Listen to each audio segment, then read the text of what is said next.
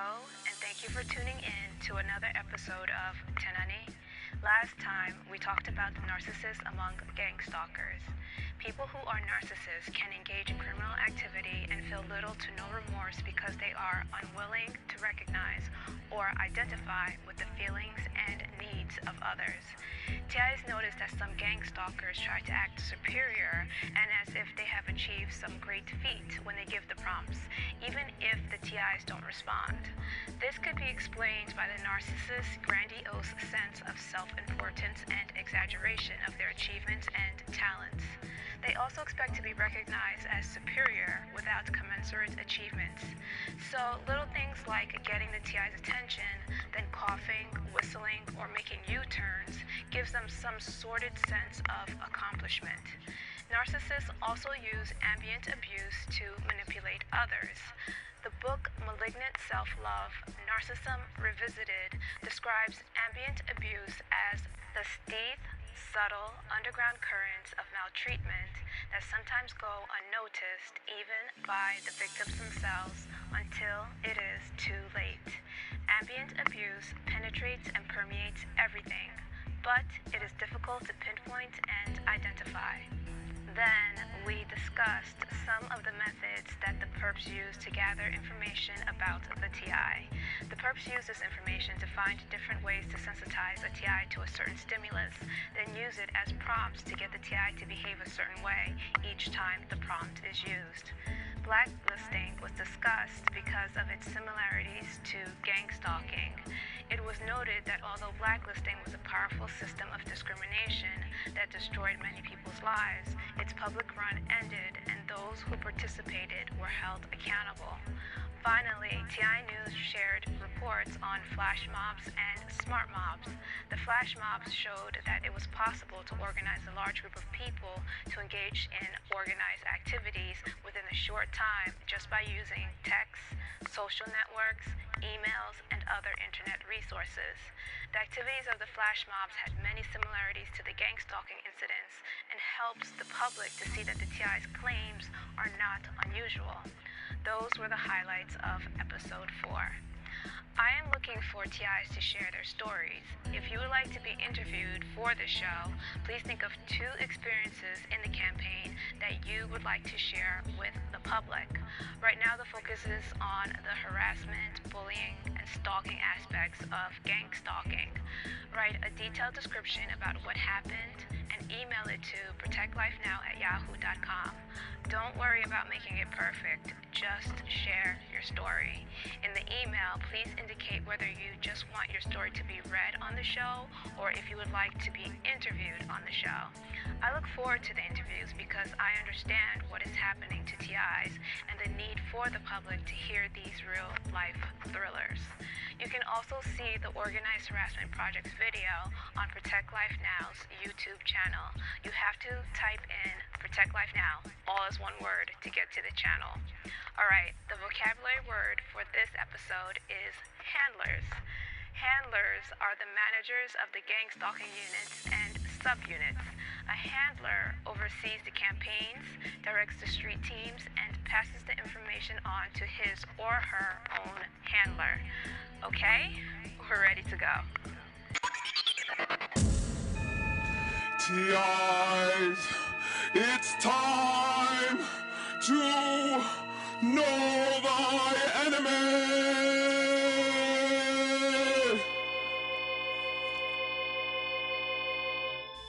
One of the things that is often said is that something like this can't remain a secret.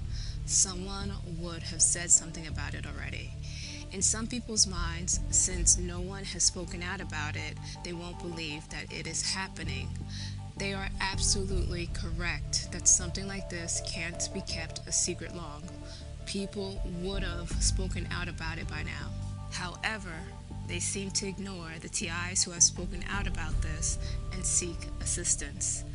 Aren't the TIs someone? There have been reports and books written about gang stalking, but yet these people keep saying that someone would have said or done something by now, while ignoring all the someones who have. Besides not enough investigations being done, The way the gang stalking units are organized may also help keep the activity an open secret. How are these gang stalking units made up? How do they get new recruits? Based on what is known so far, it is possible that the units are made up the same way that the special agent forces are. I'm not saying that these stalkers are special agents of any sort, just that the units could be created under the same protocol. Let's elaborate. The following comes from Agent Handling by Wikipedia. In intelligence organizations, agent handling is the management of agents, principal agents, and agent networks by intelligence officers, typically known as case officers. A primary purpose of intelligence organizations is to penetrate a target with a human agent or a network of human agents. Such agents can either infiltrate the target or be recruited in place. Case officers are professionally trained employees of intelligence organizations that manage human agents and human agent networks. Sometimes agent handling is done indirectly through principal agents that serve as proxies for case officers. It is not uncommon, for example, for a case officer to manage a number of principal agents, who in turn handle agent networks, which are preferably organized in a cellular fashion. In such a case, the principal agent can serve as a cutout for the case officer, buffering him or her from direct contact with the agent network. Utilizing a principal agent as a cutout and ensuring that a human agent network is organized in a cellular fashion can provide some protection for other agents in the network, as well as for the principal agent and for the case officer in the event that an agent in the network is compromised. Assuming that standard principles of intelligence tradecraft have been strictly observed by the principal agent and the agents in the network, compromised agents will not be able to identify the case officer nor the other members of the network. Ideally, agents may work side by side in the same office and conduct their clandestine collection activities with such discipline that they will not realize that they are both members of the same network. Since an agent can sometimes identify his or her principal agent or reveal information under interrogation that can lead to the identification of a principal agent, the protection provided by cellular network organization can be time sensitive.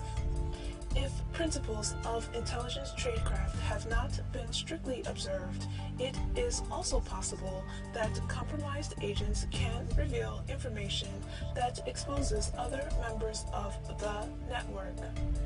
In the real world of espionage, human lapses are very much the norm, and violations of the principle of tradecraft are common.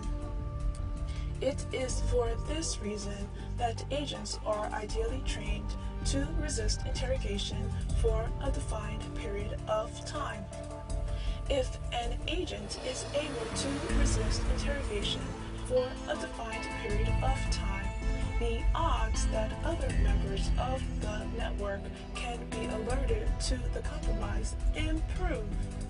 A case officer is an intelligence officer who is a trained specialist in the management of agents and agent networks. Case officers manage human agents and human intelligence networks.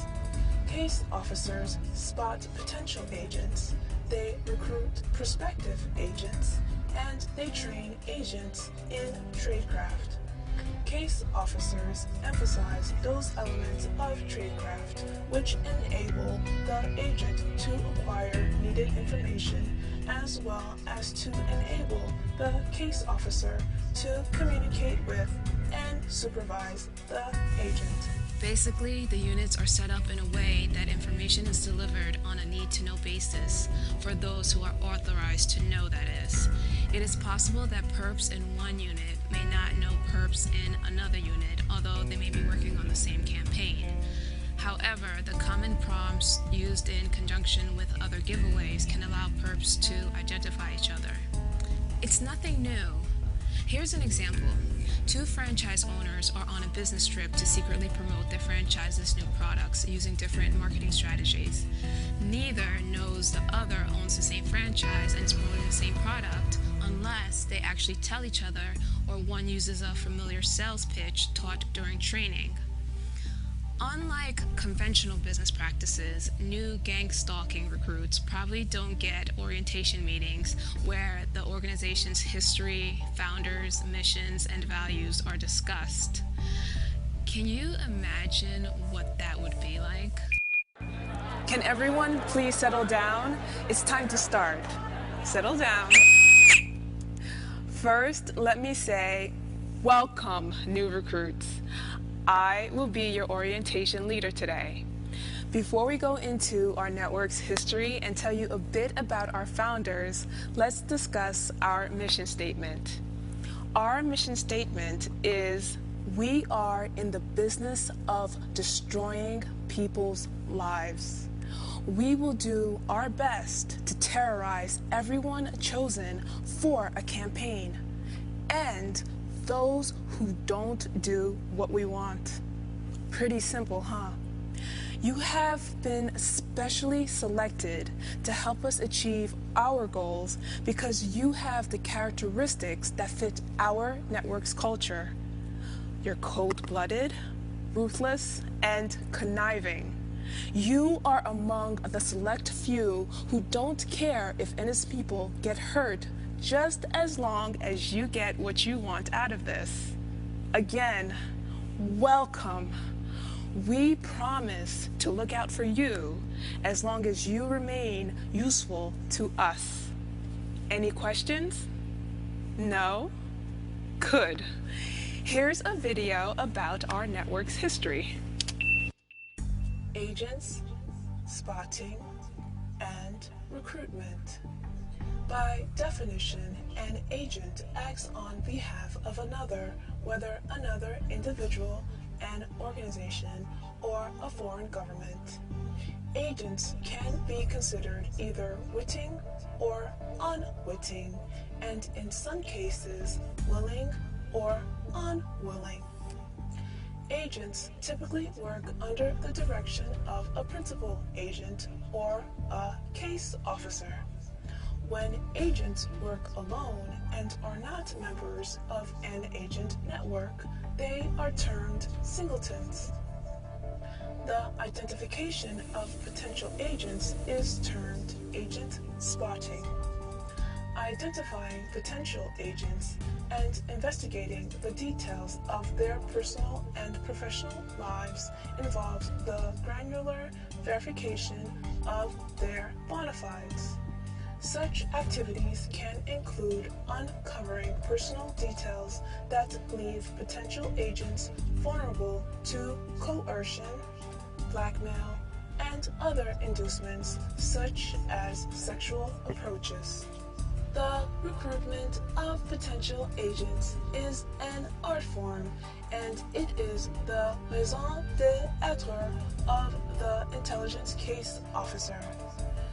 Approaches to potential agents can be multitudinous and interminable, and considerable time can pass before the potential agent is suborned or maneuvered into a position where a recruitment pitch can be hazarded. In the beginning, I said no one is safe from being a target, not even a gang stalker. A reason why there have not been many gang stalking whistleblowers is probably because they are subjected to the same scrutiny as the TIs. Recruiting someone is a delicate issue because of the secret nature of this crime, so the case officer has to be certain that the person will say yes by testing the waters and digging up a lot of dirt about the new recruit's life. It doesn't seem as if this is something someone can just get in and out of easily. Since the activities have to remain secret, but the necessary workforce is large, some unwilling or unknowing participants are used. This supply usually comes from the general public, including the TI's friends and family, although some of the people close to the TI may have an idea of what is happening. The gang stalkers will mislead the general public into participating in a campaign. That's one of the things that gives the illusion of omnipresence or make the unit seem bigger than it really is. It's a fragile system that depends on secrecy for its survival. During the last episode, we talked about gang stalkers' similarities to flash mobs, with the main difference being that flash mobs were intended to be good, clean fun, while gang stalking is social terrorism. In an interesting turn of events, the London riots has highlighted how social networks can have a Jekyll and Hyde characteristic. The following comes from How the London Riots Showed Us Two Sides of Social Networking by Peter Bright. Twitter, tool of collective action. Social networking sites have become standard tools in the arsenal of those organizing all kinds of mass action. They offer instant communications and easy ways for groups of like-minded individuals to come together. Systems such as Twitter's hashtags make it easy for ad hoc networks to form around a common interest, act together, and then disband. In London, police officers were quick to blame Twitter and social networking sites for the organized criminality that has struck across the capital. The move was almost reflexive. Twitter's role in such events is now well known and expected. Twitter was certainly heavily used during the riots, with Monday setting a record for UK visits to the sites. However, although rioters did tweet and continue to tweet about their acts of theft and vandalism, the blame has now shifted from Twitter to BlackBerry Messenger, BBM.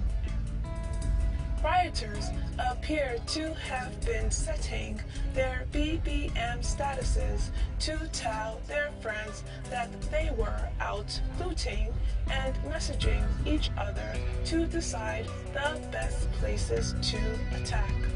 BBM might at first seem a strange choice. RIM's core audience for the BlackBerry is enterprise users, and the rioters are primarily, though not exclusively, disaffected teenagers and young adults.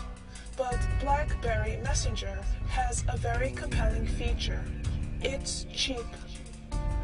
Though RIM would insist that its BlackBerry are smartphones, many of them sell at feature phone prices, putting them within reach of many people who can't afford proper smartphones. BlackBerries are also readily available on pay-as-you-go plans, further broadening their availability. BBM can also be cheap to use, with unlimited BlackBerry Mail and Messenger typically costing about £5 or around $8 a month, less than most data plans or unlimited text packages. BlackBerry Messenger has another desirable feature. It's a closed system. Unlike Twitter, where tweets are public broadcast, or Facebook, where most messages are shared fairly indiscriminately. BBM is private. Most BBM messages are point-to-point, seen only by the sender and the receiver. Group messages are also possible. These two are only visible to those sending or receiving them. The entire system is also encrypted, offering less scope for surveillance by the police. Unlike protesters campaigning for freedom and openness, for whom public visibility was important, privacy is a desirable characteristic for those engaged in criminality. I am not making any comments on the riots or rioters. I just want to focus on the social networking tools that were used. Also, there is no comment on whether the blame lies with Twitter or any other social networking site. The end user is responsible for how they use these sites, although the public should be aware that some people may use these sites to do harmful things, as in the case of gang stalking. One of the questions that may have come to mind was how gang stalkers have kept their activities so secret if they are using Twitter or Facebook. This news report gives a clue into how some gang stalking units are able to send messages under the radar. The article stated that BlackBerry Messenger has another desirable feature.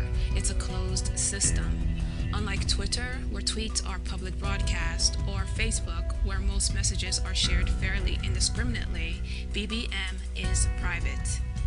Most BBM messages are point-to-point, seen only by the sender and the receiver. Group messages are also possible. These two are only visible to those sending or receiving them. The entire system is also encrypted, offering less scope for surveillance by the police. This could be one inexpensive way that some of the gang stalking units prevent detection. BBM may offer less scope for surveillance, but the article goes on to reveal that police surveillance is still possible. Now it's a bit clearer how new recruits are gathered and what technologies might be used to make it harder to crack into the units. The article did mention that although the new technology and social networks were used to facilitate the damaging activities, it also immediately facilitated the efforts to stop and prevent the same activities. So you're forced into a system of unwanted pursuit? Here's the survival tip. One of the hardest parts of the campaign is betrayal by friends and family. In an effort to isolate and break down the TI, gang stalkers try to turn those close to the TI against the TI. It's not certain how this is done, but it definitely happens. Here is one TI story of betrayal. I don't even know where to begin. I was speaking to my cousin one day, and her voice sounded far away. I asked her if her phone was working properly because there was a delay and her voice sounded funny. She told me that it was always like that. I didn't think much of it. Then I asked her what she did all day, and she started to get defensive. I didn't think much of it and joked about her response. She continued to get agitated and asked me why I wanted to know, talked about someone who betrayed her and how she will seek revenge if anyone tries to hurt her. She was acting strange and angry. I didn't know where this was coming from, since there was really no reason for her behavior. I excused it, thinking that maybe she was under a lot of stress. But a few days later, I sent her several emails, and she didn't respond. This wasn't like her. We haven't spoken since, and I didn't know why. I put it out of my mind and figured it would work itself out. Then there was the girl I also called cousin. Our parents used to be friends, and we knew the same people. Yet, she actually participated in the campaign. So did her mother. She used the prompts and damaged my things when I stayed with her. Her mother knew I was trying to seek help from a certain person and actually went and said negative things about me to that person. Then they boasted about their connection to that person almost as a taunt. I watched them joyfully participate in the campaign, but I did not fight or argue with them. That's what they wanted. It was both of them, her toddler, and me in the apartment. I knew that they wanted a reason to call the cops, kick me out, or tell people I was crazy. They used the same techniques that the gang stalkers used to try to agitate me. One day, I returned to their home and found my suitcase ripped. I didn't say anything about it. A few days later, the handle on the same suitcase was broken.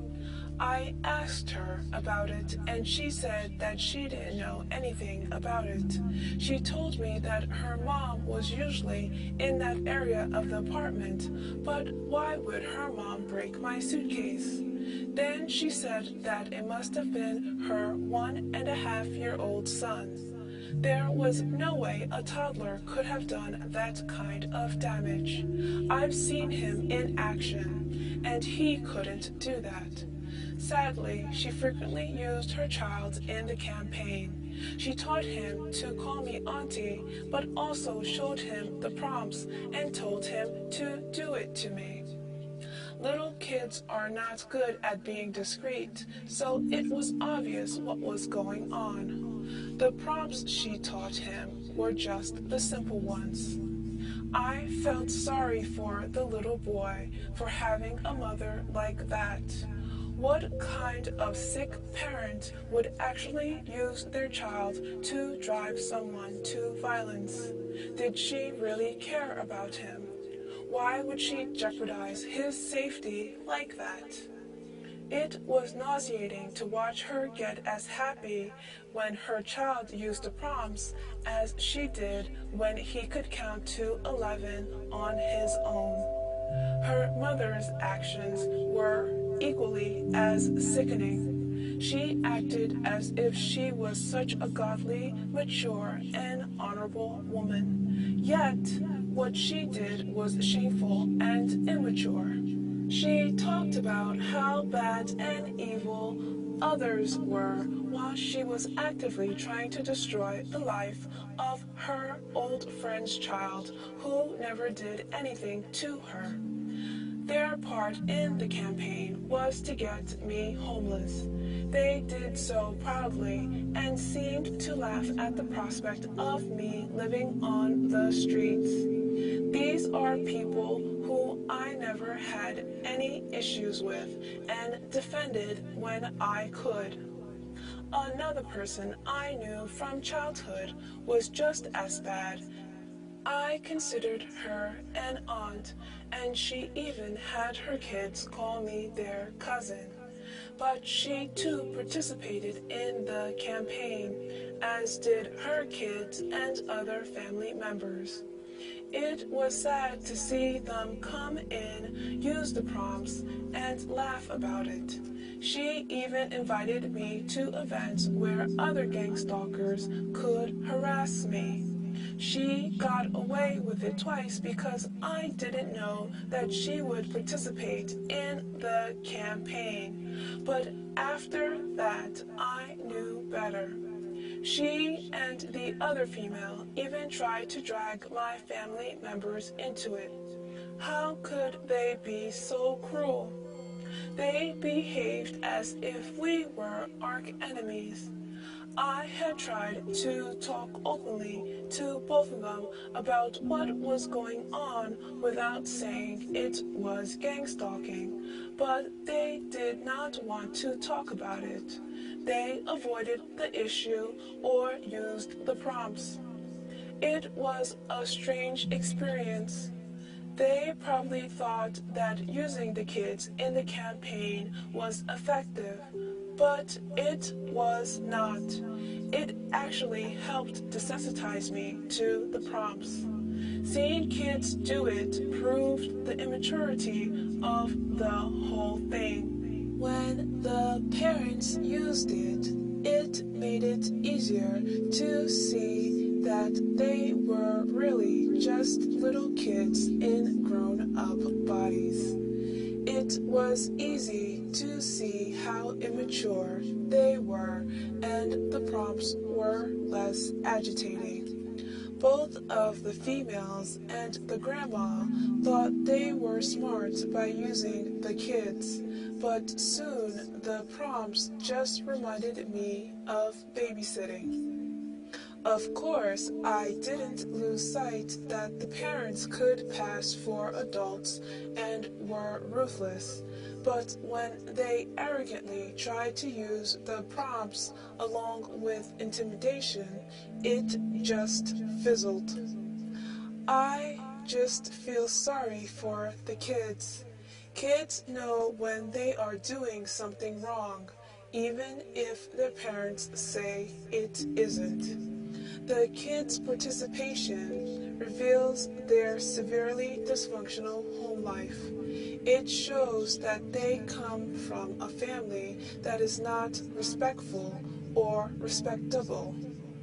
This may sound harsh, but I'm just pointing out what the kids' behavior shows. What's harsh is a parent using their kids to destroy an innocent person's life. I came from a dysfunctional home, but my parent never got me involved in her problems. She wanted better for me and always told me to learn from her mistakes. I have seen what happens to kids that are raised by parents who command them to get involved in adult affairs, so I know that their parents are doing as much damage to their kids as they are trying to do to me. If these types of activities are part of their family affairs, it's no wonder bullying is such a problem in schools. It's cowardly, low down, and just plain disgusting for parents to force their kids into these activities. I didn't think that these people that I have known for so long would betray me like this, and it's still hard to digest. But it's not going to break me. I know the truth about them now, and know to be more cautious in the future. I sometimes feel like I can't trust anyone anymore, but realize that I just need to be a better judge of character and not think that someone won't betray me because of seniority or our history together. I was a friend to them, but they weren't friends to me. I was loyal and faithful to them, but they wouldn't do the same for me. I was throwing my pearls to swine. It was a difficult experience, but it made me wiser. It's disturbing to think that parents could use their children in these life-damaging campaigns, but it's not unusual. A great tip in this story is how the TI used the kids' involvement to help desensitize. When kids are used, it takes the edge off because a TI can put the behavior into perspective. So, when the little gang stalkers are using the prompts, a TI can focus on the fact that it's a kid and as an adult, the TI will have the upper hand. It's easy to spot when a kid is misbehaving or being disrespectful. If this is pointed out, the child's parent is expected to correct their behavior. A parent who doesn't will be seen as a bad parent. Now, if the child is using the cough, whistle, or no lip prompts, then it may be best to quietly use this to desensitize to those prompts, but note it as a gang stalking incident. The gang stalkers are also using the kids to try to make it harder for the TI to report what's really happening. For example, a perp parent will try to make the TI look crazy if the TI claims that the kid is involved in gang stalking because the kid keeps coughing. The perp will blame the cough on something harmless. But if it's the middle of summer, then it seems strange for all those kids and adults to be coughing like it's flu season. There is something wrong with a parent who forces their child to do their dirty work.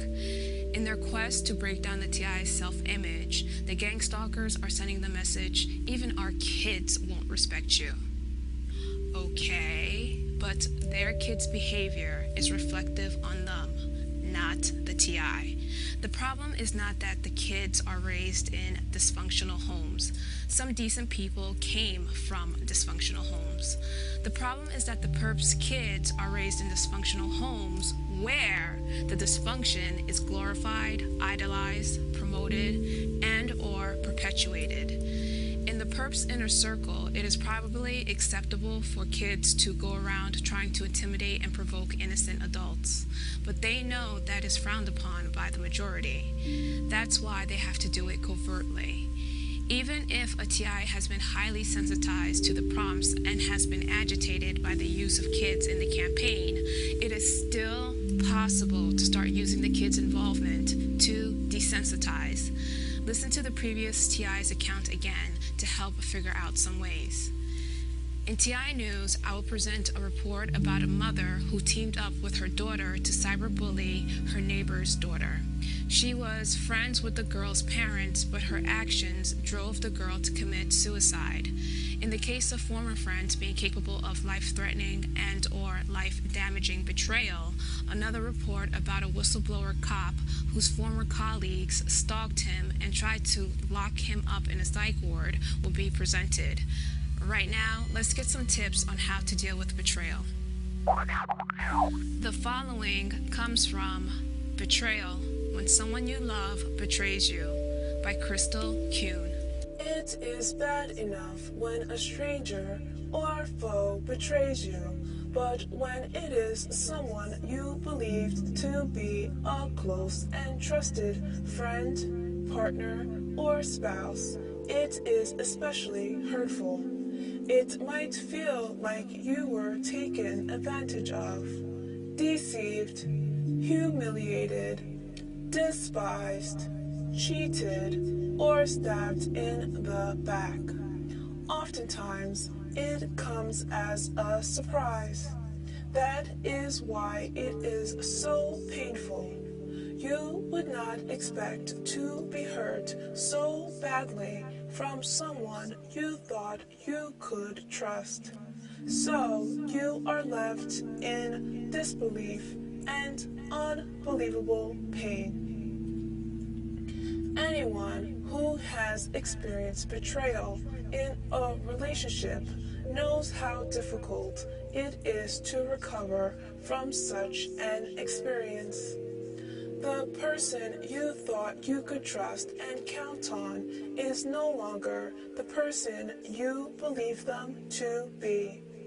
So you wonder what happened. Were you just wrong about them all along, or did something change? Maybe your relationship changed, and so did their loyalty to you. Maybe something in either or both of your lives has changed, and they became insensitive to you. Or maybe you both grew apart and in different directions. There are many reasons that cause people to betray one another.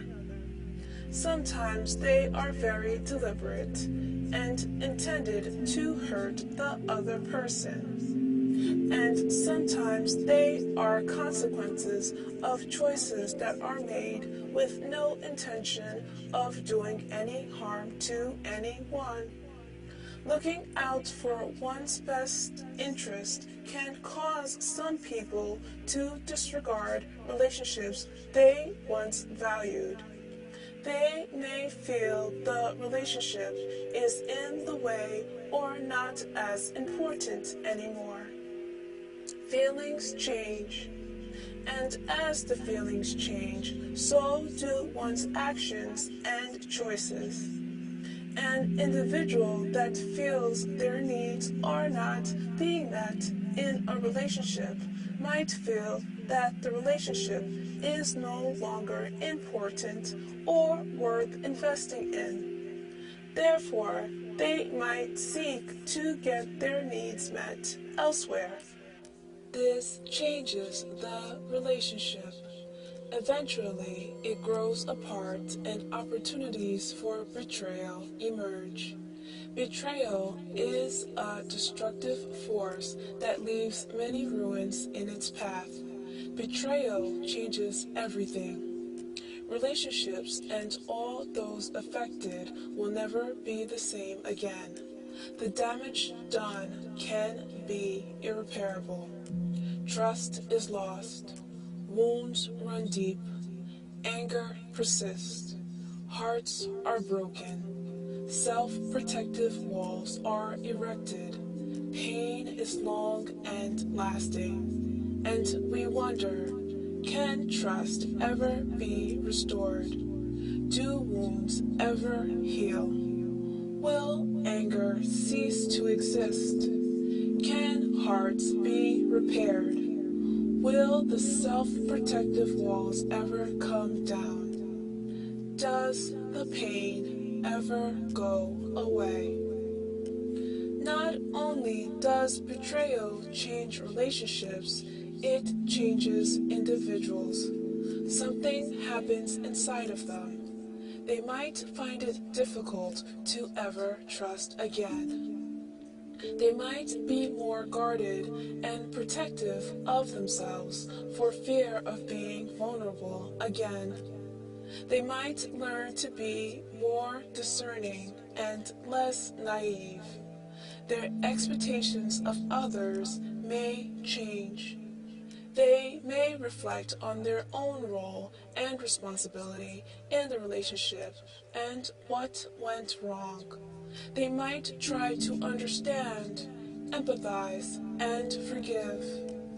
They may be motivated to grow from the experience and learn more about themselves and others.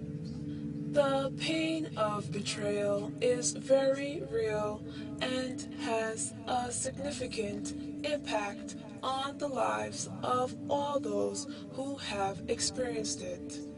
It is one of those painful life experiences that have the power to change people's hearts and lives forever. If you have ever been betrayed, you cannot change what has happened to you or make the pain go away. You need time to grieve and feel angry. You need time to be comforted and encouraged. You also need time to restore your faith in yourself and others. Betrayal hurts, and there is no fast and easy way to heal from its effects. It takes more than time.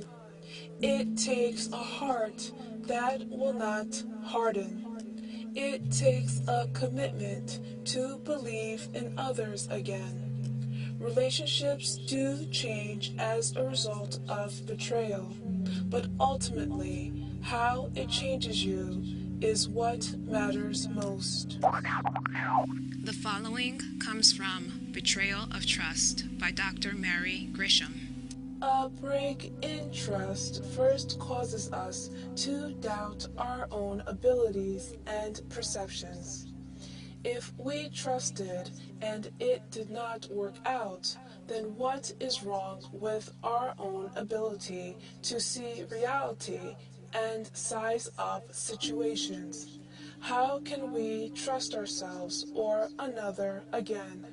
We go through a period of doubt and questioning that can be quite profound.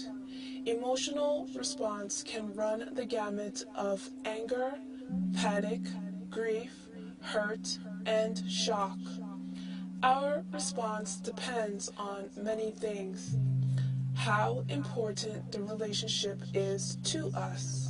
Whether we felt there was malicious intent behind the action. If we have experienced other significant betrayals in our lives. How much we self-attack and berate ourselves instead of taking this as a learning experience. Many times we need to decide whether to try to repair this break or cut our losses and leave.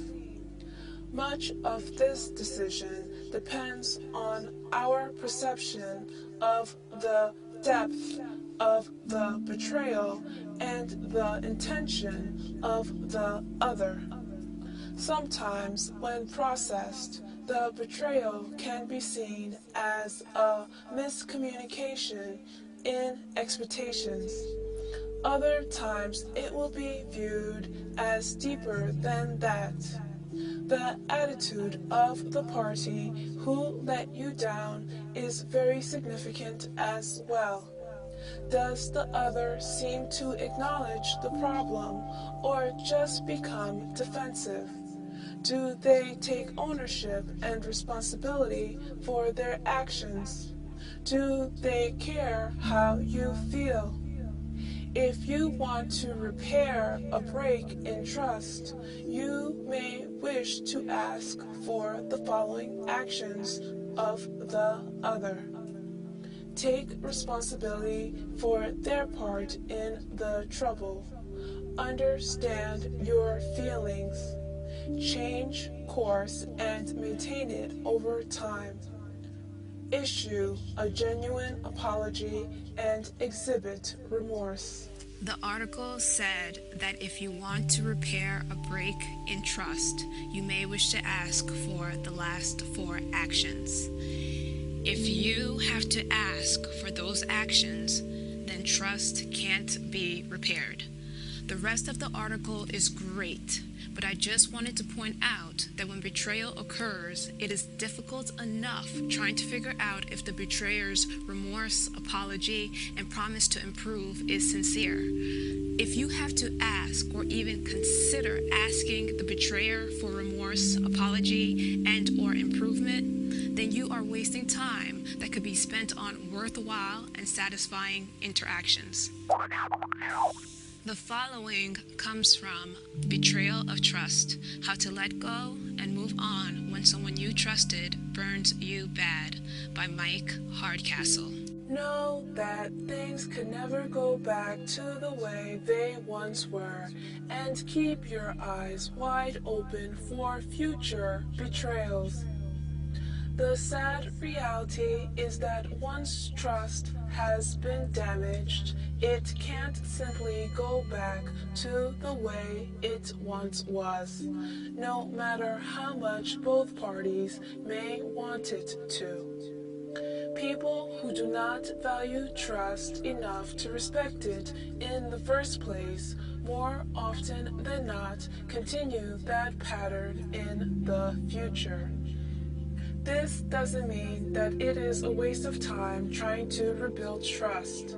It just means that the new trust has to be different. Call it a more mature trust.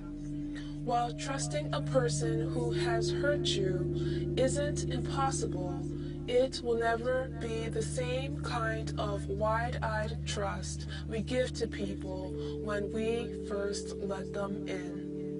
This is is not really a bad thing, even though it may seem like a loss. Seeing people for who they really are rather than through rose-colored lenses can be a healthy thing. So, when you decide to try to give trust a second chance, just know that you will be more sensitive to the prospect of another betrayal and forgive yourself if doubt seeps in without real reason. If a TI thinks that those who are close and trusted may be participating in the campaign, don't confront or try to get the person back on your side right away. Chances are they will continue betraying you and may use this as a chance to get you to react the way that the gang stalkers want. It may be hard, but you have to consider those who betrayed you as perps and treat them as such. If they are participating in the campaign, they probably are not doting on the good times you shared. Don't beg or plead with them. At this point, they will only take advantage of you. Try to get out of there and away from them as soon as possible. Try not to let your emotions take over. Don't let them push your buttons. Remember to treat them as perps now. You can't just get into an argument with them and work it out later when you both calm down like old times. The relationship has changed, and for your own safety, you must admit that. You don't have to accept it right away, but admit it quickly and keep a safe distance. Most likely, they will use the things you say and or do against you. Too many TIs have learned that the hard way when they find those close to them supporting the effort to have them committed, arrested, or provoking them to violence. The betrayer may or may not change their position later, but as for now, just protect yourself. The betrayer has to make the decision to improve. However, that would mean completely admitting and accepting responsibility for their betrayal. Unfortunately, some betrayers may have difficulty admitting and taking responsibility for betrayals. You can't do that for them. They have to do it for themselves. When dealing with betrayal, the victim may be pressured to forgive. The idea is that forgiving will help the pain go away faster. If the offender is pressuring you to forgive quickly, it is probably to ease his or her own conscience and get things back to the way they were. But does the victim really want things to go back to the way they were? Because the way things were was that the victim trusted the offender, who comfortably betrayed while pretending to be true. Ignorance is bliss to those who benefit from it. The only person benefiting from the victim's ignorance is the offender, who gets to do his or her dirt in peace, while the victim had to suppress the discomforting sense that something was wrong. So forgive when you are ready. If you do it too quickly, then you are betraying yourself. Forgiving quickly is not what is going to help the victim heal. While finding ways to heal, a TI should consider completely admitting to the betrayal, holding the betrayer accountable, embracing the uncomfortable feelings caused by the betrayal, and expressing those feelings effectively and thoroughly in some way that will help the TI heal and eventually sincerely forgive. Although the betrayals are real, keep in mind that they are also part of the campaign's goal to break the TI down. TIs may have to endure life-threatening and life-damaging betrayal, so it's completely understandable if they aren't forgiving right off the bat. It is important that a TI remembers to effectively manage the anger that comes with the betrayal so that it can't be used in cumulative anger tactics. Try it and send your feedback to protectlifenow@yahoo.com. Now it's time for FYI, essential information for TIs. Everyone should choose their friends wisely, but a TI must be extra cautious about who they consider a friend. Currently, there is no foolproof method of telling if someone is or will be a true friend. However, there are ways that can help you make more careful choices. You're about to receive some information on how to handle that right now. The following comes from When Friendship Hurts, How to Deal with Friends Who Betray, Abandon, or Wound You by Dr. Jan Yeager. There is no crystal ball to predict that a particular friend will turn out to be a reliable, positive relationship in your life, or by contrast, that a negative association will cause you emotional distress or worse. Since destructive or negative friends are not always that easy to spot, being forewarned is forearmed, as the saying goes. Some friends may be betrayers from the start. Others may turn into betrayers because of what's going on in their lives or because of changes in their personality. Sometimes you need to consider what your friend is really like within the context of all the behaviors. I can't emphasize enough that you need to consider the root cause. Here, excerpted from Chapter 2 in When Friendship Hurts, are 6 traits to consider that could pose a problem in friendship. You may even recognize yourself in one or more of these types. 1. The promise breaker. This friend constantly disappoints you or breaks promises, most likely because she herself was constantly disappointed during her formative years. Your friend is unable to stop herself from repeating that pattern. It is an annoying but comfortable pattern for your friend, and without psychological help, it may be hard for her or him to alter this pattern. You could abandon the friend and the friendship, or you could find a way to detach yourself by lowering your expectations for this friendship. If she promises to do something for you, even to meet you for a cup of coffee, you can say, sure, but protect yourself by knowing in the back of your mind that this friend 9 times out of 10 is going to cancel on you. Although your friend may always have been this way, she may have also recently acquired this trait because of something she is going through right now. If a friend who has always been there for you through thick and thin has only recently become less reliable, you might want to cut her some slack. You have to decide if this is a lifelong trait that will be hard or impossible to change, a temporary condition that will be short-lived, or something, if it does continue indefinitely, that you are willing to accept and handle. One way to try to change the promise breaker is to help her to understand the consequences of your ignored pledges. Perhaps you have been keeping your disappointments about this to yourself. Try telling her how it makes you feel. Of course, I understand that you're not in the mood to drive over, but I was really looking forward to our visit.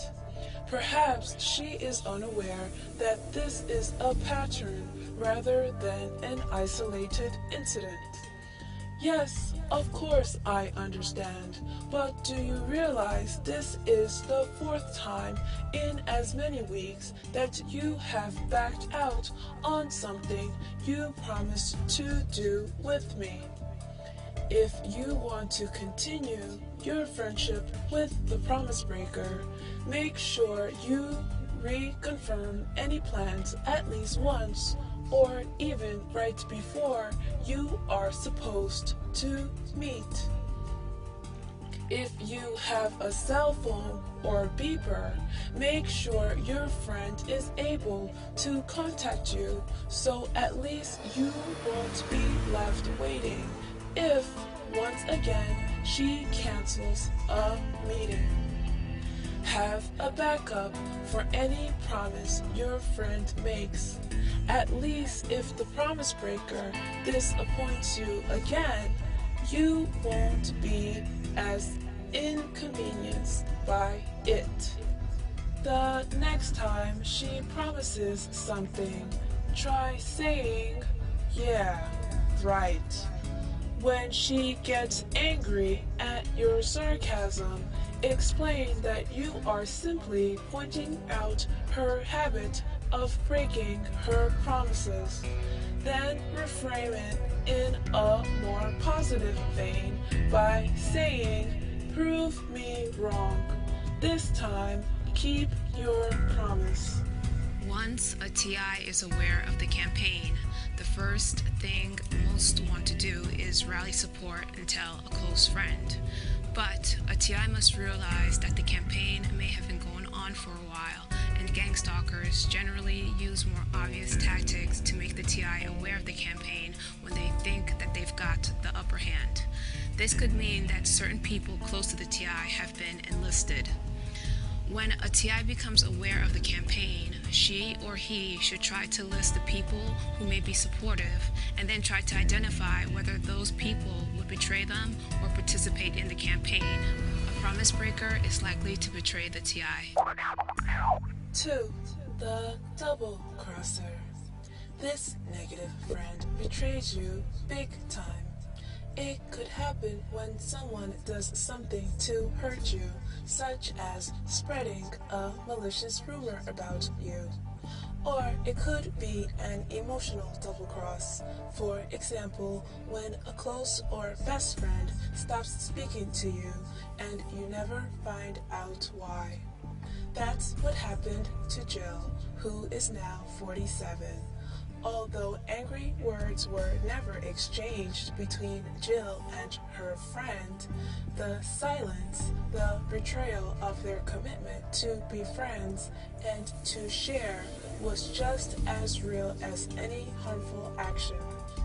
Jill explains, "She was the only real friend I ever had. I didn't make friends easily. I wasn't allowed to have friends. When I got to high school, I met Dale and we became very close. The one time I ran away, I ran to her house. It was a very special friendship. We went to nursing school together. Then one day she met another girl. About a week later, she stopped speaking to me. I'd call her. She'd hang up on me. I'd write to her. She'd return the letters unopened. 10 years later, they resumed their friendship, although they still have never discussed why Dale stopped calling. The wounds from her friend's emotional double-cross are there, however. We're close friends, but not as close, Jill explains. But then she qualifies her description of her friendship with Dale as close. For me, for the type of person I am, it's close. For somebody like my sister, it's not close. The double cross could be something even more concrete, like the betrayal experienced by 43-year-old Susan, a homemaker. Susan was betrayed by a married, close family friend who was attracted to her sister. He continued to express his desire and love for her, and when she insisted that he put an end to the numerous phone messages at her office, and she told him of her disgust at this attitude, he turned around and told his wife that my sister was coming on to him. It was a real fatal attraction. I personally phoned him and ended our friendship. I'm talking real betrayal. Our family felt totally betrayed by this man whom we had all known since childhood. Susan shares other betrayals by another friend. One of my girlfriends is now using my sister and myself as an alibi while she carries on extramarital affairs. This is very upsetting. She has also repeated some things to another friend which were said to her in confidence. This second friend is putting Susan in a compromising position and possibly even an ethical bind over the cover-up of her extramarital affairs. By blabbing privileged information, she is also acting like the discloser. The double-crosser may have some real emotional issues that need to be addressed if you are to continue a friendship with her. If your friend was betrayed by a parent or sibling during her formative years, she may have a need to repeat that behavior with her friends. The betrayal could have been as subtle as being disappointed by her parents, or as blatant as being the victim of emotional, physical, or sexual abuse. Your friend may need outside help to reverse the cycle she is in, of doing to others what was done to her. If you have been double-crossed by a particular friend, you may want to consider ending the friendship. If you have not been directly harmed by this friend, but have evidence that she has hurt others, you have to decide if you are risking too much by maintaining the friendship. If you decide to walk away from this friendship, do it in a low-key way that avoids incurring the wrath of the double-crosser. You do not want to be her or his next victim. It's obvious that the double-crosser would betray the TI almost instantly. Figure out who the double-crossers are and take the proper precaution. If a TI had been in communication with the double-crosser before becoming aware of the campaign, she or he should review all interactions and what was said to the double-crosser, because that information was probably passed on to the gang stalkers. 3. The self-absorbed. Certainly, the self-absorbed is a tamer type of negative friend than the risk-taker. Still, especially over the long haul, a friend who does not make the time to listen to you will eat away at your self-esteem. For you to feel good about yourself and for your friendship to thrive, you have to be more than a sounding board. The self-absorbed does not care. She listens to you only because she is waiting to speak.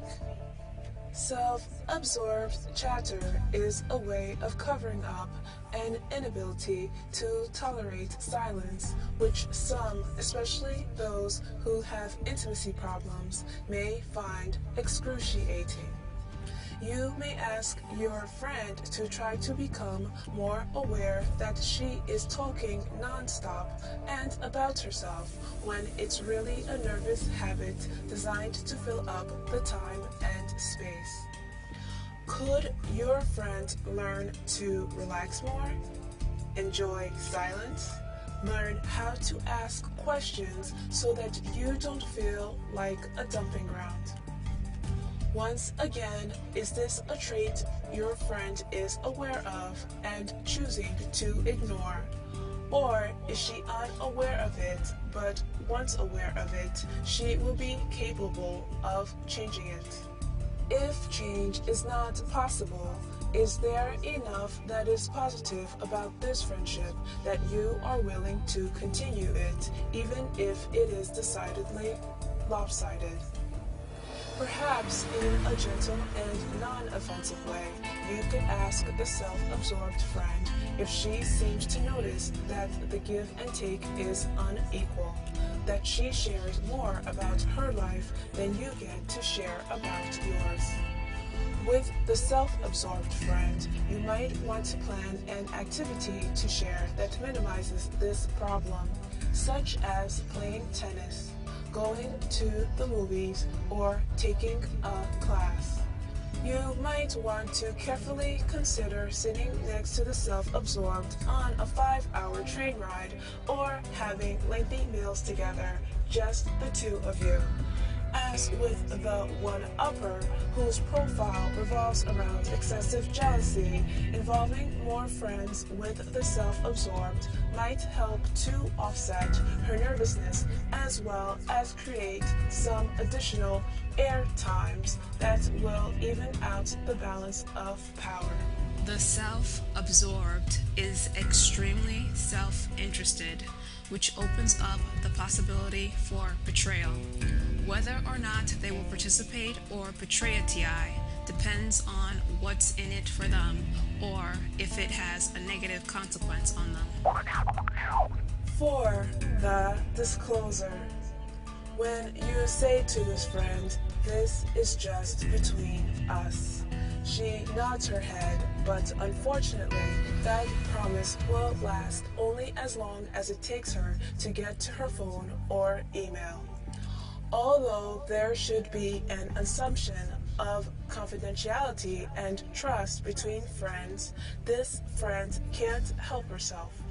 Telling this person a secret makes her feel vulnerable and uncomfortable. Like the game Hot Potato, she has to pass the hot secret along to someone else in order to relieve the anxiety knowing the secret made her feel. There are also some disclosers who simply have a big mouth. If someone you know has this personality trait, avoid telling her your innermost secret unless you don't mind if it's shared with the world.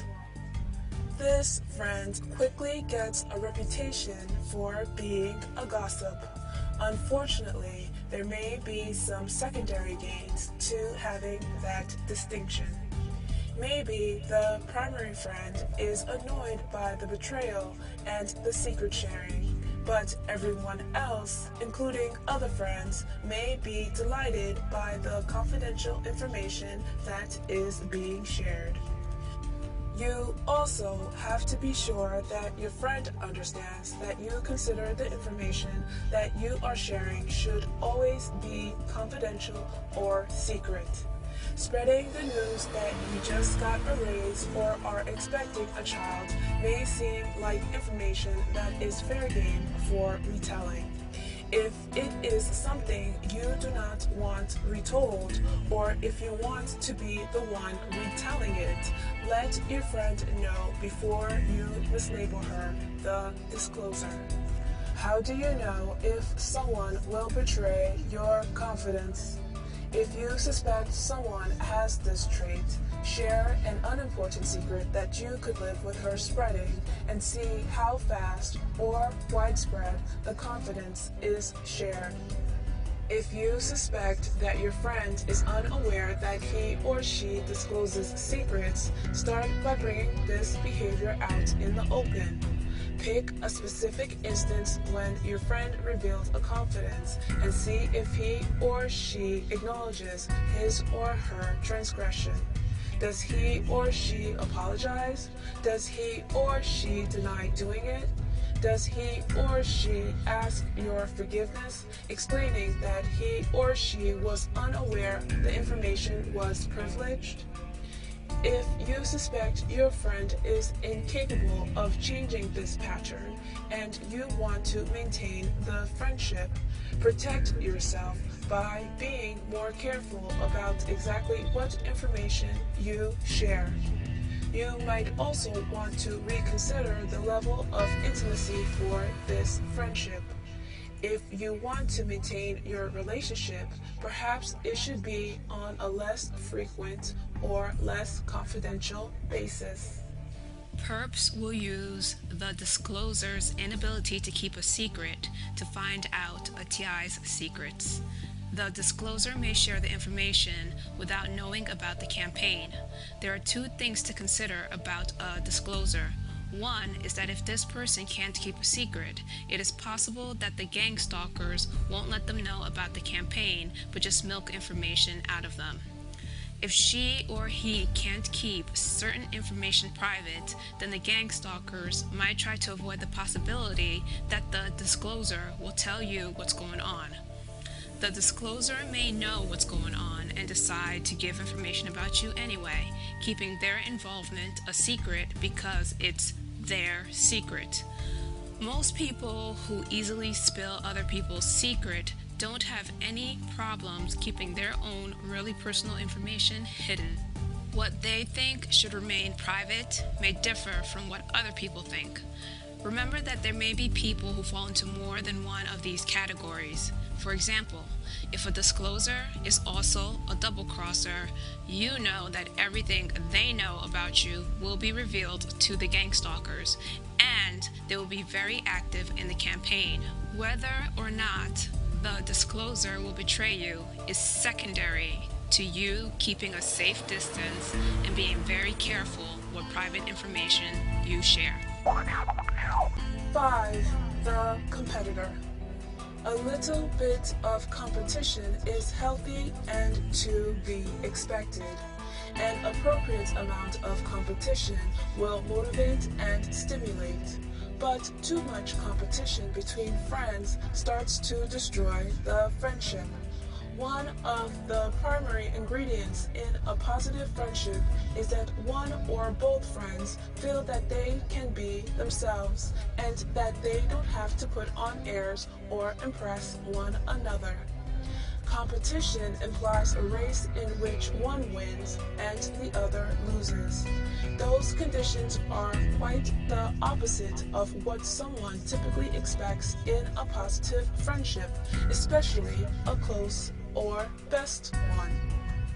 Friends who are competitors probably compete in every area of their lives and find it difficult or impossible to ease up even when it comes to close or best friends. They may compete at work, at school, and even in community affairs. They may be in competition with their spouses or romantic partners, or even with their parents or their children. The competitor may find this distinctive personality trait hard or impossible to change or eradicate. You can help the situation, however, by trying to avoid setting up overly competitive situations. For instance, if you share about a success in your personal life or career, especially if you ease into bragging, you may be unwittingly setting off an "I'll show you" reaction. Helping to heighten the competitor's awareness about this tendency might help her to deal with this proclivity. If you do want to share something that you think will propel her into a Me Too reaction, you should preface your comment with, "Let me just share something with you without it having anything to do with you, okay?" The onus for changing the competitor's behavior, however, is on her. Developing a better self-image will diminish her need to compete with everything you say or do. If you wish to stay friends with the competitor, you may have to be willing to listen to her brags and boast far more often than you can share your own. If the competitor is really a Brutus, as in, es-tu Brute? A TI better watch out, because this person's competitiveness will take over and won't stop until they win or definitely lose. But the competitor will do everything to win. The competitor will fight for the team that he or she chooses.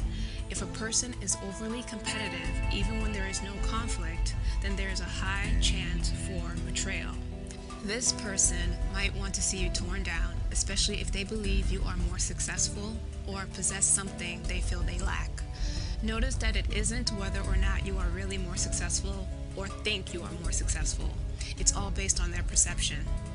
So although you may feel that your competitive friend is equally or even more successful than you, or that they have other admirable attributes that compensate if they are less successful, it doesn't matter. If they think that you are prettier, smarter, have more money, have better relationships, are more popular, have more confidence, etc., they will try to beat you.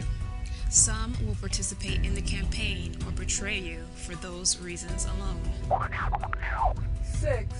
The fault finder. Nothing you do, say, or wear is good enough for this overly critical friend. The fault finder was probably raised by extremely judgmental parents who were also rearing equally hypercritical siblings. Being criticized during her formative years laid the groundwork for an overly critical adult. It's a hard trait to reverse, and your friend may even be unaware that she is so critical or that it annoys and upsets you so much.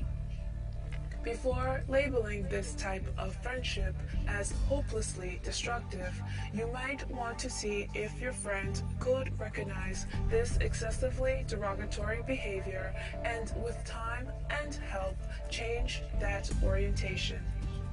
Otherwise, you may decide that you just have to accept this trait in your friend and realize that it reflects on her, not on you or your friendship.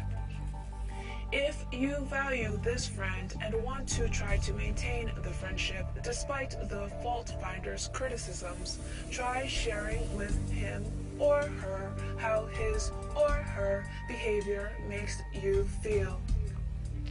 I know you like me, and I know you may not even mean to make me feel bad, but when you find fault in everything I say or do, it makes me feel bad about myself.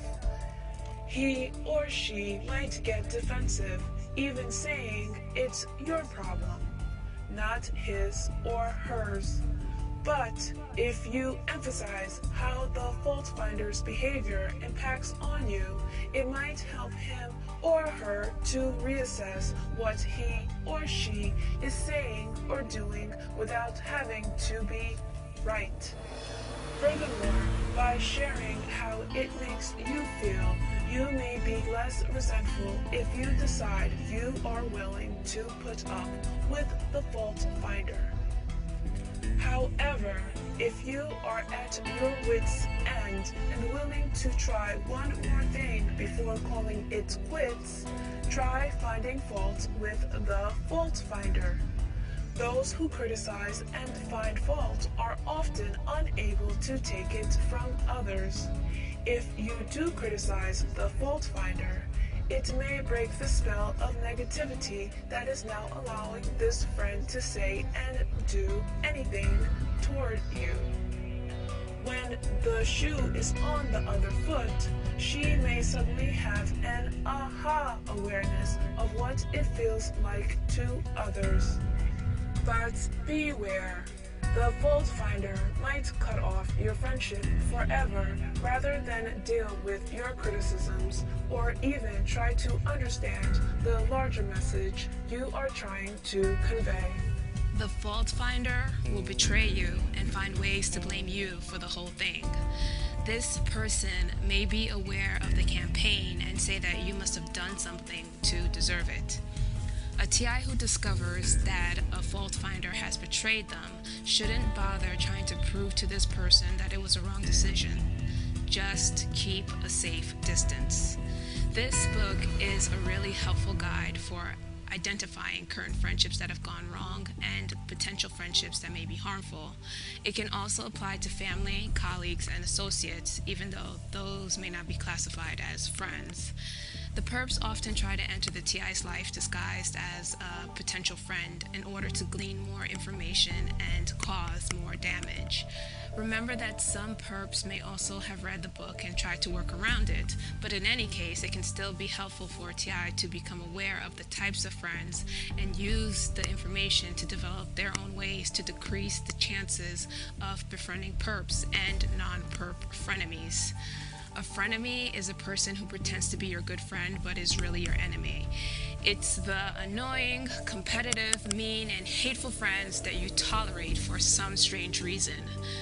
The book is a good starting point to help not only TIs, but other people become more aware of how their friendships are going and sort out some issues that may be hard to pinpoint. If you have essential tips for TIs, please send them to protectlifenow@yahoo.com. Ladies and gentlemen, please find your seats and turn off or mute your cell phones, pagers, and beepers. The show is about to begin. This street theater comes from White Plains, New York. I had a habit of going into a certain store and checking out the hair products. It was a routine that the perps picked up on and started to wait for me in that aisle. Once they sent an old man with barely any hair into the section. It was amusing to see him pretending to look at women's hairsprays while watching me. He gave me the prompt, then quickly walked away. Sheesh, can't a TI just shop in peace without having to babysit some perps? I swear, it was like a little kid messing with an adult. These people need to grow up. Speaking of growing up, one day I walked past that hair supply section. One of the perps saw that I didn't go in that aisle like I usually do, but she was so intent on going through with her plans that she called after me. She chased me down and said hi to me. I didn't realize she was a perp yet, but she told me that she was an old friend of mine from childhood. I asked her how she recognized me, and she said I looked the same. Get this, I was wearing sunglasses and a hat, plus I had beelined past the aisle where she was lurking. Furthermore, this chick probably hadn't seen me since high school. There was no way she could have recognized me that quickly. So I'm thinking, stalker. And I told her that I didn't know who she was. She started to give the prompt while insisting that I knew her. What did she think that was going to do? It didn't make me recognize her as an old friend, but it did make me recognize her as a gang stalker. I repeated that I didn't know her, and I walked away before she could embarrass herself anymore. I looked her up, and she did look like someone I knew a long time ago. Man, if that was really her, then I am disappointed. The girl she claimed to be wasn't a good friend of mine, but I thought she was better than that. I expected that girl to become some educated, mature, and successful woman. I expected so much from her. I thought that she would be doing big things, but instead she was chasing down former classmates and wagging her tongue like some rabid dog. What a shame. How does someone drop from being most likely to succeed to being most likely to stalk?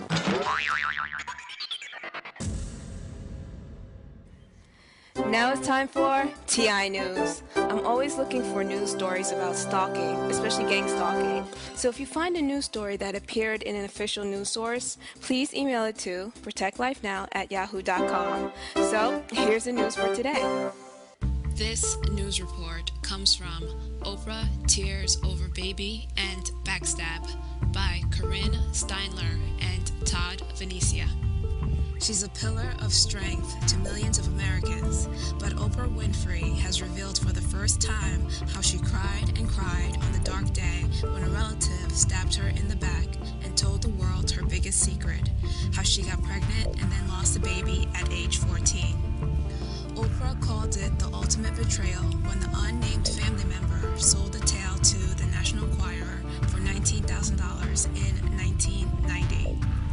She had struggled for years to keep anyone from learning of her teen pregnancy because she was so ashamed. Only my family and closest friends knew, she wrote in this month's issue of her magazine, Oh. I would tell no one until I felt safe enough to share my dark past, the years I was sexually abused from age 10 to 14, my resultant promiscuity as a teenager, and finally, at age 14, my becoming pregnant. I was so ashamed I hid the pregnancy until my swollen ankles and belly gave me away. The baby died in the hospital weeks later. Oprah said that after the pregnancy, she feared she would be kicked out of school for being promiscuous. Later, she feared it would hurt her career. I carried the secret into my future, always afraid that if anyone discovered what had happened, they too would expel me from their lives. The timing of the article comes just as Oprah is being criticized for a show on Missouri kidnap victim Sean Hornbeck. Some experts and critics were upset because Oprah had asked the parents of Hornbeck, a 15-year-old who was held captive for more than 4 years, whether they thought he was sexually molested, and they said yes. Oprah's new essay is framed to fit the theme of the issue, My First. While some of her celebrity pals mused about their first job or first broken heart, Oprah wrote about her first betrayal. She said that after the story of her teen pregnancy was revealed, she was inconsolable. I took to my bed and cried for 3 days, she wrote. I felt devastated, wounded, betrayed.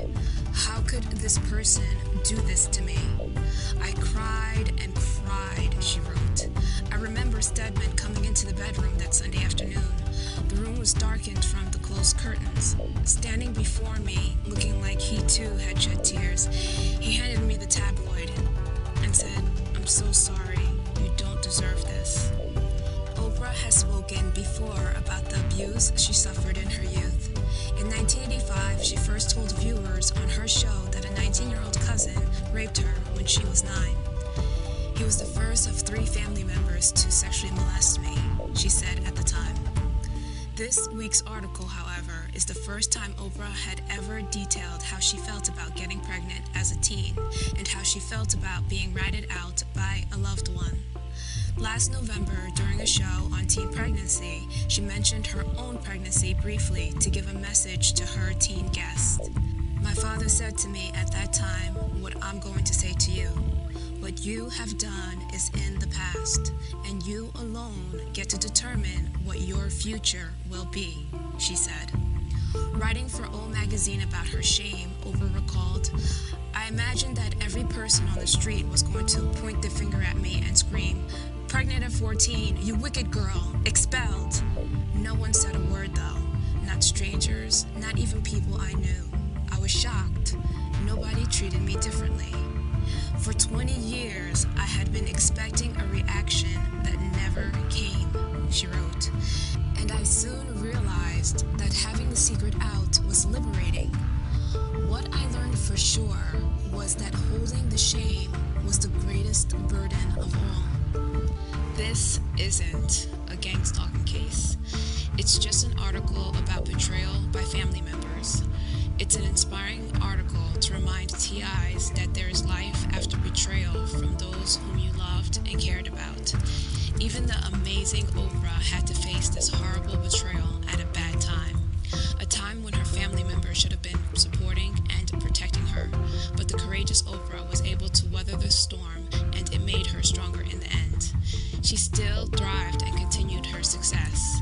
That $19,000 doesn't seem so sweet after the betrayal is revealed.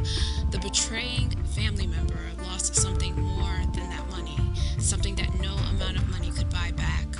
When someone betrays an innocent person, especially for money or new alliances, they always lose.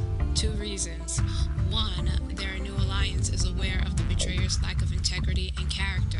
The new alliance won't make the mistake of trusting the person and will probably just use the betrayer. It is unlikely that a solid, true alliance can develop from a connection that starts off like this, because the new alliance must realize that if this person can betray an innocent, trusting friend or family member, it is likely that they too will get betrayed. The second reason is that the betrayer can be bought. The betrayer's loyalty is up for sale and probably has to be maintained at a cost. That's not a friendship even deceivers desire. So, for all the TIs and everyone else that was innocent and betrayed, the betrayers have done the most harm to themselves. You can restore what was lost, especially when the truth comes out, but the betrayers will not be able to restore their self-inflicted damage to their own reputations and character. This news report comes from Adrian Schoolcraft. Answer the Times. Watch the NYPD Sweat by Len Levitt. The New York Times has joined the Adrian Schoolcraft, NYPD, in Brookville. By devoting a full column front-page story Friday to the whistleblower cop, the Times has legitimized at least the tip of his police corruption charges that until now have appeared in the city's tabloids, The Village Voice, and this column. Although it may appear to hibernate for part of the year, the Times does awaken, and then beware. There's nothing more dangerous to a politician or police commissioner who harbors political ambition.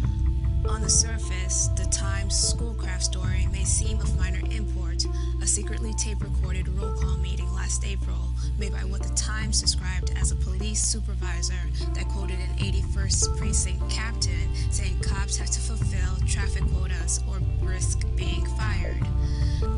A captain, said the Times, can be heard warning his top commanders that his officers must start writing more summonses or face consequences. He said each officer on a day tour should write 20 summonses a week, 5 each for double parking, parking at a bus stop, driving without a seatbelt, and driving while using a cell phone. The Times, of course, is only at the outer perimeter of the crime statistics scandal that is roiling the department. What's at stake is more than traffic quotas at one precinct. The Times hinted at the bigger picture. It said the captain cited pressure from top police officials, indicating that the quota system was countenanced, even encouraged from on high. Its story added that the recording makes clear that precinct leaders were focused on raising the number of summonses issued, even as the police department had already begun an inquiry into whether crime statistics in that precinct were being manipulated. Crime statistics being manipulated is the elephant in the room down at one police plaza. Downgrading felonies to misdemeanors to make citywide crime appear lower than it actually is not confined to the 81st Precinct, but appears to be rampant throughout the department. As criminologists and a former NYPD captain wrote recently in The Village Voice, the ominous side is that in order to silence dissenters and deny any problems, the NYPD continues to close its doors to any non-sponsored outside scrutiny, yet the evidence of data manipulation is at this point overwhelming. Such downgrading has consequences for public safety that go beyond statistics. As The Voice reported, police in Upper Manhattan downgraded the complaint of rapes to misdemeanor assaults, which meant that the detectives weren't aware that a pervert was on the loose until a half a dozen women were attacked. Frightening in another way was the department's response to Schoolcraft's charges. A police posse led by a deputy burst into Schoolcraft's apartment and dragged him against his will to Jamaica Hospital, where he was kept in a psych ward for 6 days. Retaliation for his corruption charges, his lawyer maintains. When Schoolcraft subsequently fled the city and moved upstate, the department pursued him, treating him like a fugitive. They repeatedly sent cops hundreds of miles to bang on his door and threaten him with reprisal if he did not return. An official of the local upstate police department confirmed to this reporter that the NYPD had been all over Schoolcraft's place. After remaining silent for a day after the Times ticket quota story, the department spokesman came out with guns blazing, calling the reporting of the world's most respected newspaper confused and absurd. Such name-calling is typical NYPD overkill when the department has been caught red-handed. And what of Schoolcraft's charge that the department's spokesman accompanied the police posse that dragged him in handcuffs to the psych ward? So far, the department spokesman, who readers of this column know as Mr. Truth, has refused to officially respond to that question, although he did tell a sycophantic television reporter, off the record, that he wasn't there. So as not to appear confused or absurd, this reporter sent him the following email. Were you or were you not at Schoolcraft's apartment when he was brought to Jamaica Hospital? He did not respond. Let's see how he answers when the Times asks. The Chief Queen's Assistant District Attorney called this column's suggestion that his office was reluctant to investigate Adrian Schoolcraft's police-led trip to Jamaica's hospital psych ward a cheap shot. The Chief Queen's Assistant District Attorney pointed out that to begin an investigation into the incident, he needed Schoolcraft's cooperation. He said that he would produce his medical records, and he never produced them. If he produces the records, we will look at his allegations. I have read a news report about crooked cops who engage in gang stalking. I also said that not everyone in the criminal administration system is engaged in these activities. This news report highlights that there are good cops, and some even try to do what is right. However, TI should still be careful when interacting with members of the criminal administration system. The news report also shows that anyone can become a target, how easily people can turn on each other, the attempts to discredit the TIs by forcing them into psych wards, and how gang stalking can be used to silence whistleblowers. The last paragraph also highlights how the victim is blamed. This is a classic trick. If the victim doesn't cooperate, then we can't help him and don't blame us. This is usually said after terrorizing the victim to the point where she or he knows that everything and anything will be used against him or her. Now, some people may say, What are you gonna do, eh? The system is corrupt. This happens everywhere and happens all the time. all the time? I don't think so. Everywhere? Probably not. However, if anyone who believes this has been everywhere and seen this happen all the time, please share your experience.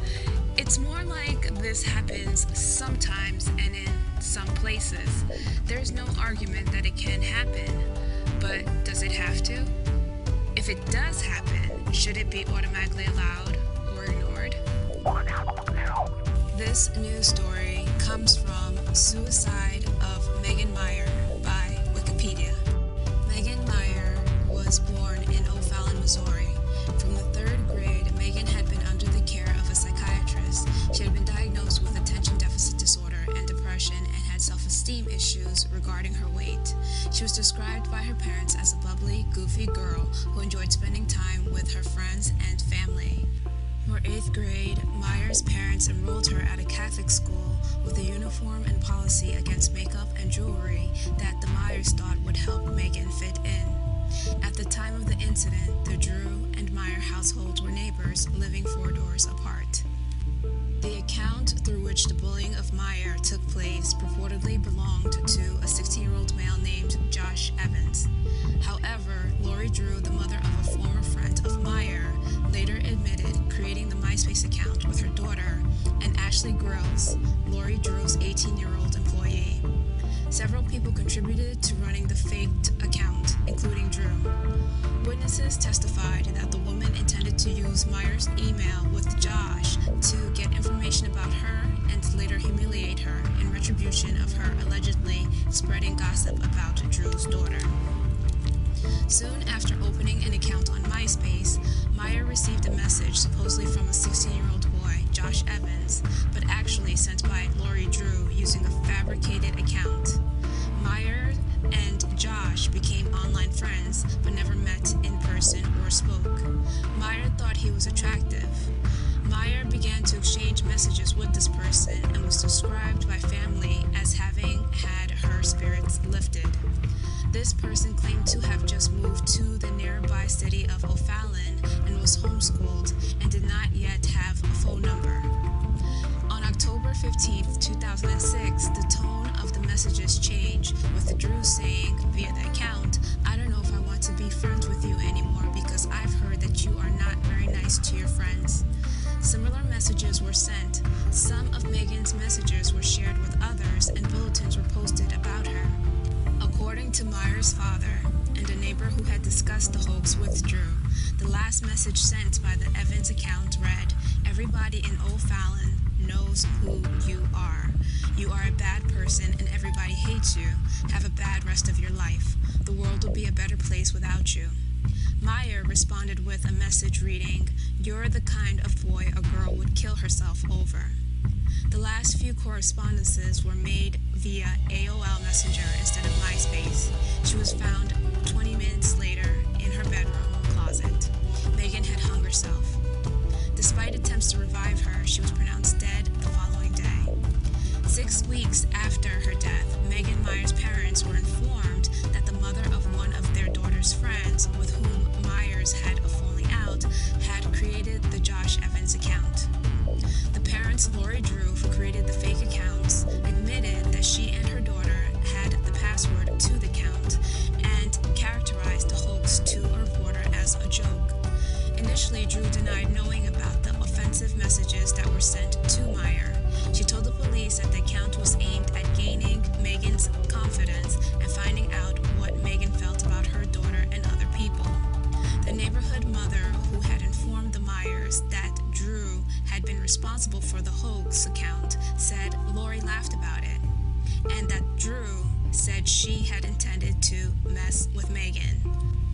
Drew's name was excluded from most early news stories. CNN disclosed her name through the inclusion of the police report in its broadcast of the story, which many blogs then featured. There was a gap of over a year from the time of the suicide until the time of the controversy behind it was finally reported in the media. This was due to a request by the FBI, who had been investigating the hoax and had asked the Meyer family not to say anything publicly in order to keep the Drews from finding out about their investigation. Shortly after the first anniversary of Meyer's death, Meyer's aunt saw an article about internet harassment and contacted the writer to share Meyer's story with him. Once the story broke, it quickly spread to national and international news outlets. At a press conference on Monday, December 3, 2007, Jack Banas, the prosecuting attorney of St. Charles County, said that Lori Drew's 18-year-old temporary employee, Ashley Grills, wrote most of the messages addressed to Meyer, and that she wrote the final Josh Evans message addressed to Meyer. Grills said she wrote the final message to end the MySpace hoax and get Megan Meyer to stop communicating with Josh Evans. Banas said that he did not interview Grills because at the time she was under psychiatric treatment for the involvement in the Myers case and did not plan to interview her at a later date. The Myers criticized the prosecutor's statements, saying that Banas did not interview any party other than the Drews, and that Banas is solely relying on the testimony of the Drews. Banas stated that the original FBI investigation into the matter, at which time Grills was interviewed, established the employee's role in the event. The Myers have said that they do not hold Grills responsible for Megan's death. Banas said the Drew's daughter, now 15, is attending a different school. He said Lori Drew was fearful of telling him where her daughter lives. According to Lori Drew's attorney, she has had to close her advertising business in the wake of the controversy, and the Drews will probably be unable to continue to live in the neighborhood. Neighbors shunned the Drews following the incident. It's disturbing to know that parents would teach or encourage their kids to do these horrible things.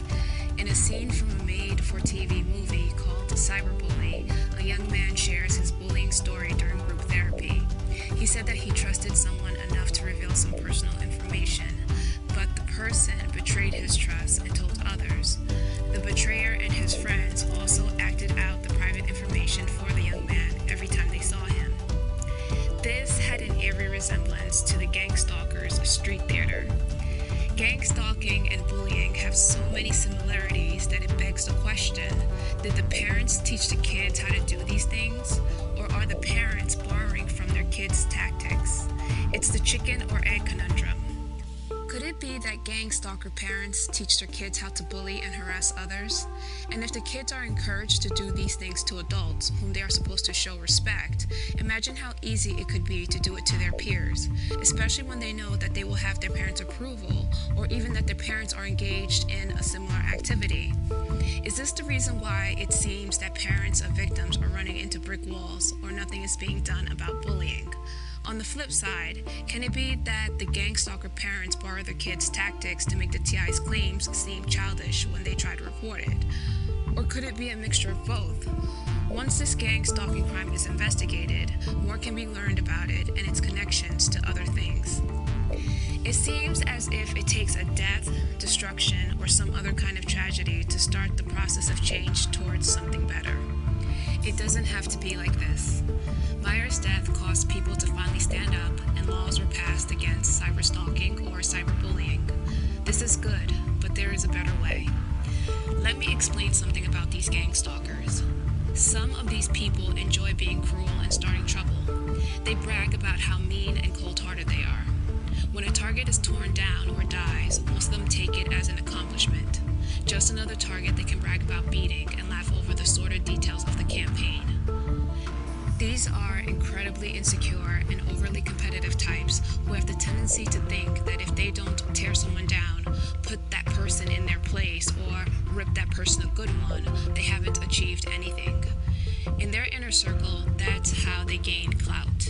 If someone is more successful, intelligent, attractive, has a better personality, etc., These people will probably feel insecure around that person.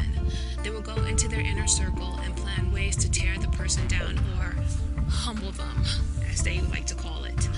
The more they can get away with it, the better they will feel about themselves. That is until the next better person comes along, and there will always be someone who is doing better. They spend most of their energy plotting ways to tear other people down rather than addressing the issues that keep them down and unhappy. They will think that they are smarter or have something over the person because they are doing things to destroy the person without the person's knowledge. Then they may smile in the person's face and call the person stupid for not knowing that all this is happening. The only stupid thing that their victim did was actually mistaking the offender for a decent person. But that can be excused because, as you can see in the TI story, even when the victim figures it out, the offenders continue to lie and deny what's going on. These offenders really have a psychotic habit, but most of these types will deny wrongdoing and blame the victim as much as possible. They get off on getting away with it. If they apologize, most of the time it's insincere. They usually aren't sorry it happened, but they are sorry they got caught. So waiting on these offenders to change is what perpetuates the problems. Change occurs when the audience finally stands up, when the bystander finally helps. Now that doesn't mean it's going to be smooth sailing. Too many victims and bystanders think that once they support the change, everything will fall into place by itself. Unfortunately, that is a naive idea that has stopped progress in its tracks. It's time to admit that progressive change isn't a one-time deal. It requires maintenance and practice until it becomes society's good habits. Offenders want to make it seem as if it's easier to live their way, but it also takes a lot of maintenance and practice to maintain a negative environment. It looks effortless because the offenders have been doing this for a while. As you can see from the TI accounts and this news story, some bullies and gang stalkers are born into it. However, the previous accounts and this news story also point out how much effort and vigilance is needed to maintain a sorted campaign. In summary, change begins when the victims and bystanders stand up to the offenders. There's no need to wait for a tragedy. However, progressive change is not a one-time deal. It requires maintenance and practice until it becomes society's good habits. This is mainly because the offenders will be vigilant and extend much effort towards regression. It also takes a lot of energy and vigilance to maintain a regressive environment. In the end, it's up to the victim and bystanders.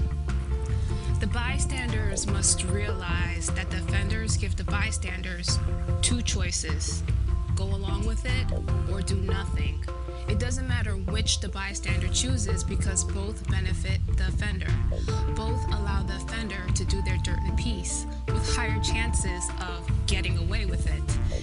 If the bystander plays along, she or he wins the offender's favor. That is, until the offender decides otherwise or the bystander does something to upset the offender. It's like constantly walking on eggshells.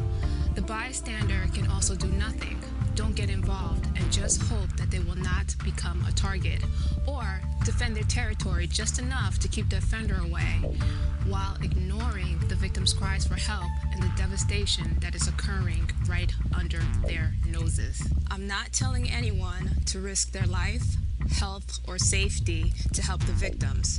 That's the idea that people get when they think of helping victims in dire circumstances.